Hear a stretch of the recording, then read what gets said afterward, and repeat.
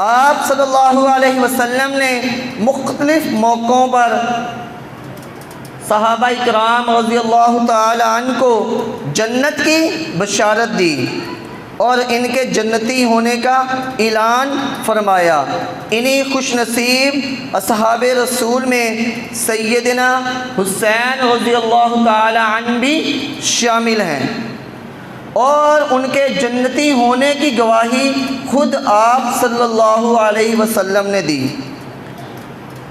سیدنا جابر رضی اللہ تعالی عنہ روایت فرماتے ہیں کہ ان رسول اللہ صلی اللہ علیہ وسلم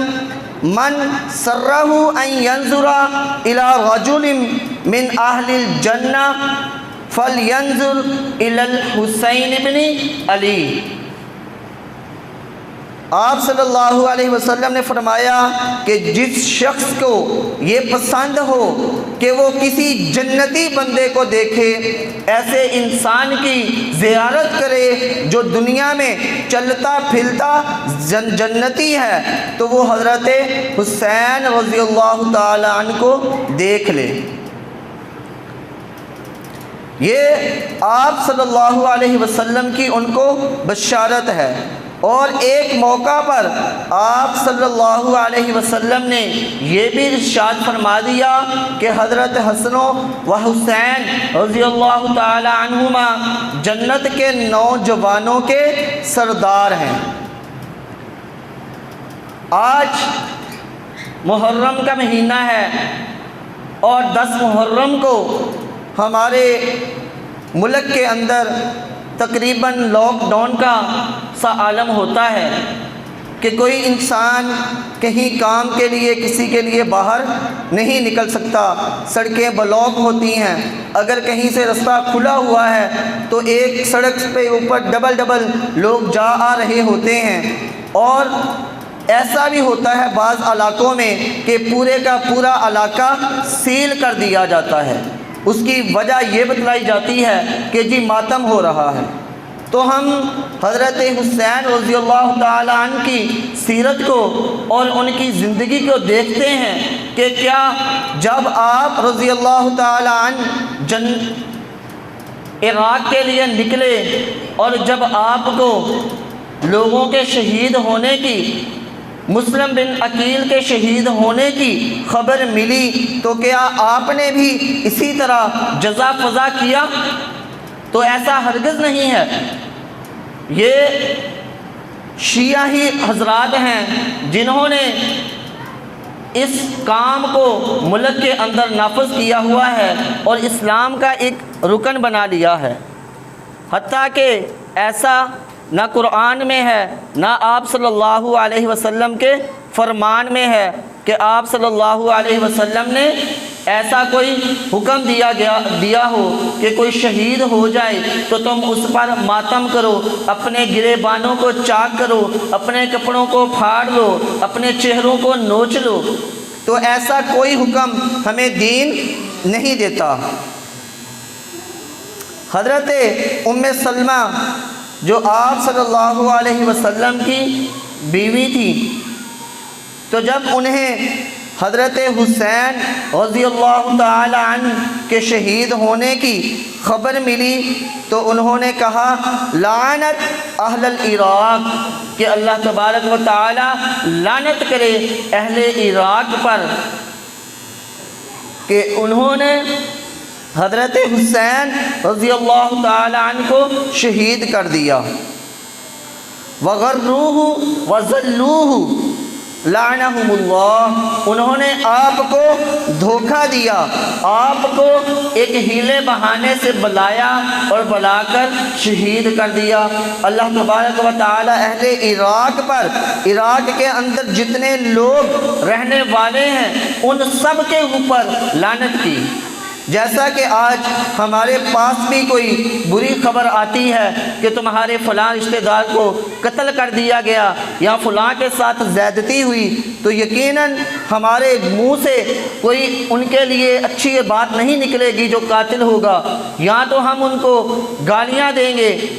اور اگر ہم اہل ایمان ہوں گے تو ان کے لیے اللہ تبارک و تعالی سے بد دعا کریں گے کہ انہوں نے ظلم کیا۔ صورت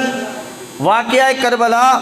حضرت حسین رضی اللہ تعالی عنہ کا عظیم کردار تھا، تو ہم اس واقعہ کی طرف آتے ہیں اور حضرت حسین کی مظلومانہ شہادت کی خبر ہم تک متواتر پہنچی ہے۔ ایک متواتر روایت ہوتی ہے کہ 1 سے 10 بندوں سے زیادہ لوگ بیان کرنے والے ہوں تو اس روایت کو، اس حدیث کو متواتر کہتے ہیں۔ تو بہرحال ہر دور کے اندر ہر امام نے، ہر بیان کرنے والے داعی نے حضرت امام حسین رضی اللہ تعالی عنہ کی شہادت کو بیان کیا ہے۔ تو ہم اس طرف آتے ہیں کہ جب حضرت امام حسین رضی اللہ تعالی عنہ مدینہ سے نکلے، آپ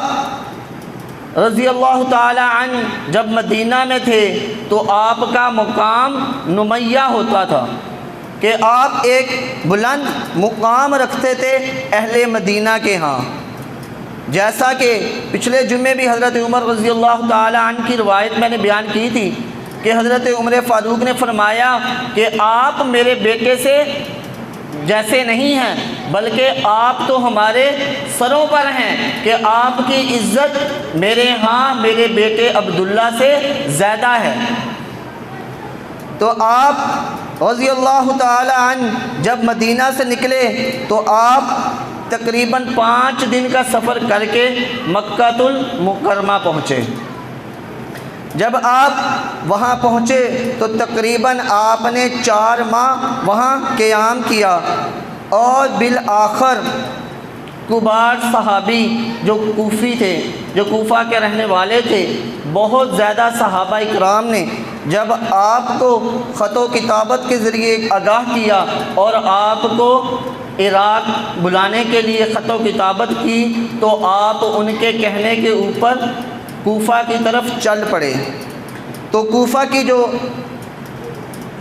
ہے مسافت وہ تقریباً 1476 کلومیٹر بنتی ہے مکہ المکرمہ سے۔ تو آپ رضی اللہ تعالی عنہ نے یہ مسافت تقریباً 23 دنوں کے اندر مکمل کی۔ آپ 23 دنوں تک مکمل چل کر وہاں پر پہنچے۔ جب آپ وہاں پر پہنچے تو تب 2 محرم کی تاریخ تھی۔ آپ رضی اللہ تعالی عنہ جب رستے میں جا رہے تھے تو آپ کو جو پہلا مرحلہ ملا، جہاں پر آپ کو خبر دی گئی کہ آپ کے چچا زاد بھائی مسلم بن عقیل کو شہید کر دیا گیا ہے، اور شہید کرنے والا عبید اللہ بن زیاد ہے جو گورنر کوفہ ہے۔ آپ کو اطلاع ملی کہ اسے شہید کر دیا گیا ہے، تو آپ رضی اللہ تعالی عنہ نے آج جیسا ہمارے ہاں ہوتا ہے شیعہ کرتے ہیں جزا فضا یا اپنے کپڑے پھاڑنا، ایسا کوئی کام نہیں کیا، بلکہ آپ رضی اللہ تعالی عنہ نے فرمایا انا للہ و انا الیہ راجعون، جیسا کہ اللہ تبارک و تعالی بھی مسلمانوں کو اسی کا حکم دیتے ہیں کہ الذین اذا اصابتهم مصیبہ قالوا انا للہ و انا الیہ راجعون، کہ جب مومنوں کو، ایمان والوں کو کوئی مصیبت پہنچتی ہے تو وہ کہتے ہیں کہ انا للہ و انا الیہ راجعون، کہ بے شک ہم اللہ ہی کے لیے ہیں اور ہم اسی کی طرف لٹائے جائیں گے۔ اللہ پر توکل جب دوسرا مرحلہ شروع ہوا، جس وقت ابن زیاد کی بھیجی ہوئی ہزاروں کی تعداد فوج کی جو تھی، جب اس نے آپ کے رفقاء پر حملہ کیا اور حملے کے لیے اقدامات کیے،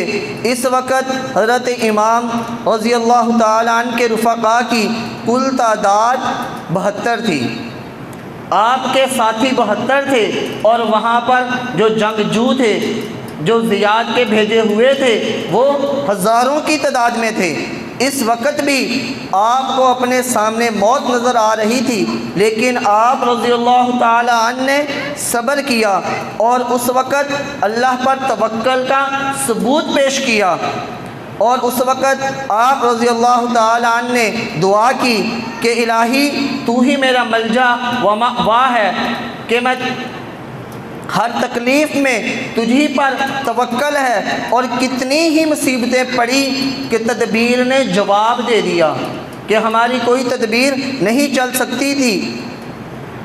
دوستوں نے بے وفائی کی، دشمنوں نے خوشیاں منائی، مگر میں نے تجھی سے التجا کی اور تو نے ہی میری دستگیری کی۔ آج بھی تجھی سے التجا کی جاتی ہے، تو ہی احسان کرنے والا اور ہر نعمت کا مالک ہے۔ تو حضرت حسین نے یہاں پر صبر کیا اور دعا کی اللہ رب العالمین سے، جیسا کہ جنگ بدر کے اندر رسول اللہ صلی اللہ علیہ وسلم کے مقابلے میں بھی کفار بہت زیادہ تھے، آپ کے ساتھ 313 تھے اور وہ 1000 سے اوپر تھے، تو آپ صلی اللہ علیہ وسلم نے وہاں پر دعا کی، اور حضرت حسین رضی اللہ تعالی عنہ کے مقابلے میں بھی ہزاروں تھے اور آپ کے ساتھی 72 تھے، تو آپ نے بھی اللہ رب العالمین سے دعا کی، نہ ہی تو اپنے آپ کو ان کے سامنے پیش کر دیا اور نہ ہی اپنے آپ کو نوچا جیسا کہ ہمارے ہاں رواج ہے، نہ ہی جزا فضا کی، بلکہ صبر سے کام لیا اور اللہ تبارک و تعالی سے دعا کی۔ اور تیسرے مرحلے میں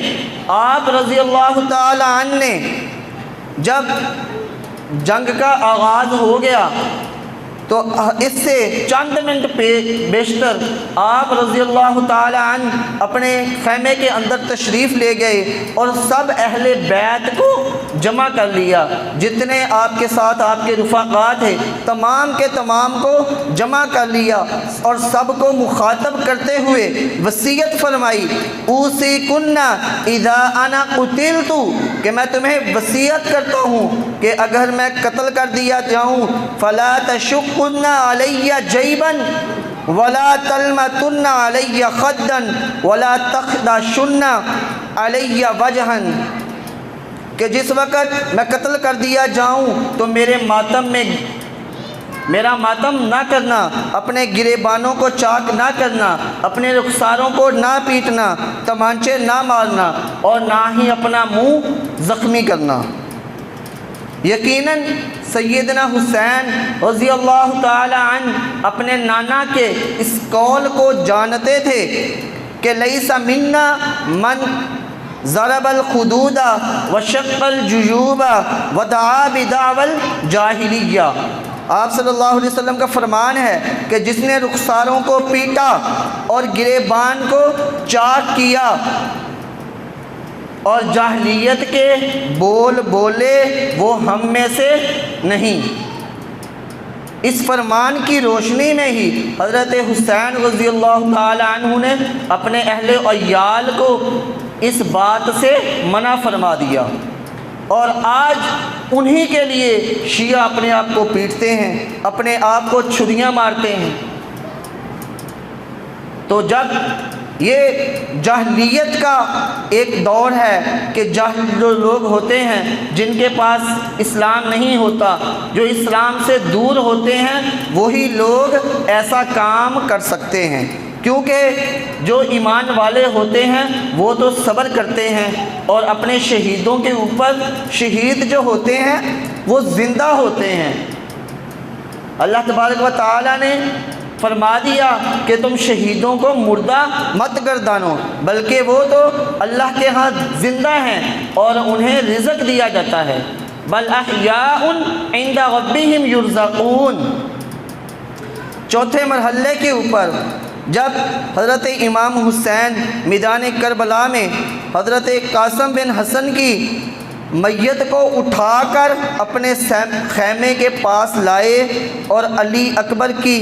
لاش کے پہلو میں لٹا دیا تو اہل بیت کے رونے کی آوازیں آنے لگیں، اندر سے عورتوں کے رونے کی آوازیں آنے لگیں۔ جب آپ کے سامنے دو جوانوں کی میتیں پڑی ہوں تو اندر سے آوازیں آنا کوئی محال بات نہیں تھی، لیکن آپ رضی اللہ تعالی عنہ نے بھی اس وقت نہایت اچھا جملہ فرمایا، اور فرمایا صبرن یا اہل بیتی صبرن، کہ صبر کرو اے میرے گھر والوں، صبر کرو میرے چچاؤں کی اولاد، صبر کرو، اس کے بعد تمہیں ذلت و تکلیف دوبارہ کبھی نہیں پہنچائی جائے گی۔ تو آپ رضی اللہ تعالی عنہ کے سامنے جب میتیں پڑی ہوئی تھیں تب بھی آپ رضی اللہ تعالی عنہ نے اپنے گھر والوں کو صبر کی تلقین کی۔ اس کے بعد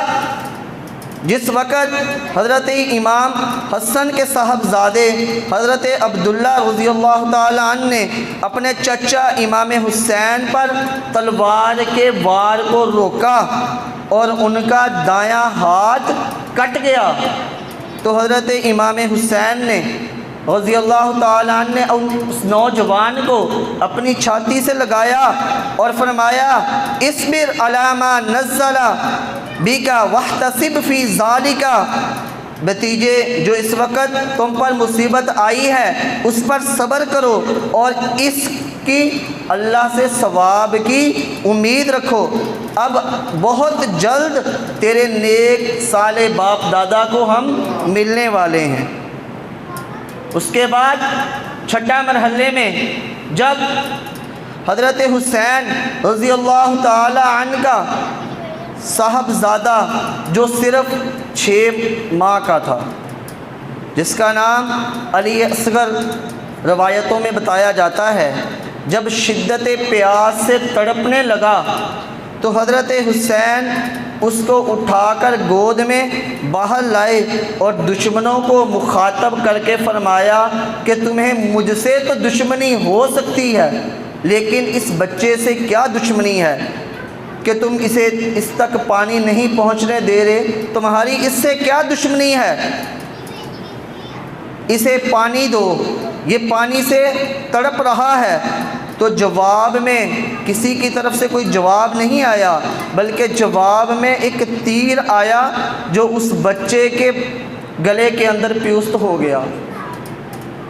اور اس بچے نے آپ رضی اللہ تعالیٰ عنہ کی ہاتھوں میں جان دے دی۔ تو اس وقت بھی آپ نے اپنے گریبانوں کو چاک نہیں کیا، اپنے آپ کو ہلاکتوں والے اور جاہلیت والے بول نہیں بولے، بلکہ آپ رضی اللہ تعالی عنہ نے اس وقت بھی اللہ سے دعا کی، یا اللہ جو اس وقت مصیبت مجھ پر نازل ہوئی ہے تو اس کو آسان فرما دے، مجھے امید ہے کہ اس معصوم بچے کا خون تیرے نزدیک صالح علیہ السلام کی اونٹنی کے بچے کے قتل سے کم تو نہیں ہوگا۔ جب آپ کا بچہ آپ کے ہاتھوں میں جان دے اس وقت بھی آپ صبر کریں اور اللہ سے دعا کریں۔ یہ ہوتا ہے ایمان، یہ ہوتا ہے نبی کا نواسہ جس کو جنت کے جوانوں کا سردار بنایا گیا۔ ایسے ہی نہیں سرداریاں ملتی، اس کے لیے قربانیاں دینی پڑتی ہیں۔ اپنے بچے کو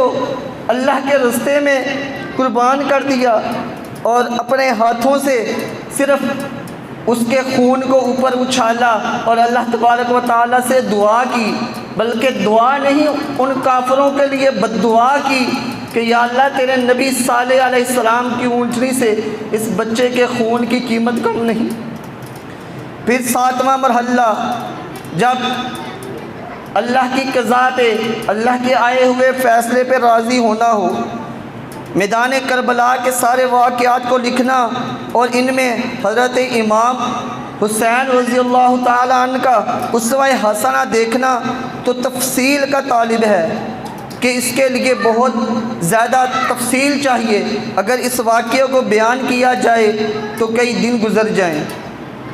اب آخر میں حضرت امام حسین کی شہادت کا واقعہ دیکھیے کہ کہ جب آپ کا جسم زخموں سے چور ہو گیا اور آپ لڑکھڑا کر زمین پر گر پڑے، اس وقت بھی فاطمہ کی گود میں پرورش پانے والے، رسول اللہ صلی اللہ علیہ وسلم کے کاندھے پر سواری کرنے والے نوجوانان جنت کے سردار حضرت حسین بن فاطمہ بنت رسول اللہ صلی اللہ علیہ وسلم کے منہ سے اگر کلمات کچھ نکلے تو یہ نکلے، صبراً علی قضائک یا ربی لا الہ سواک،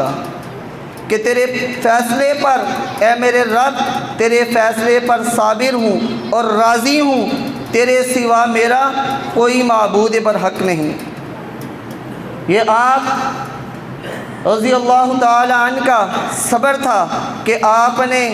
جسموں سے چھلنی جسم کے ساتھ بھی صبر کیا اور اللہ کے سوا کسی کو شریک نہ بنایا۔ اللہ تبارک و تعالیٰ سے دعا ہے کہ اللہ تبارک و تعالیٰ امام حسین رضی اللہ تعالیٰ عنہ کے جو قاتل تھے، جو انہیں شہید کرنے والے تھے، انہیں دردناک عذاب چکھائے۔ وآخر دعوانا ان الحمد للہ رب العالمین۔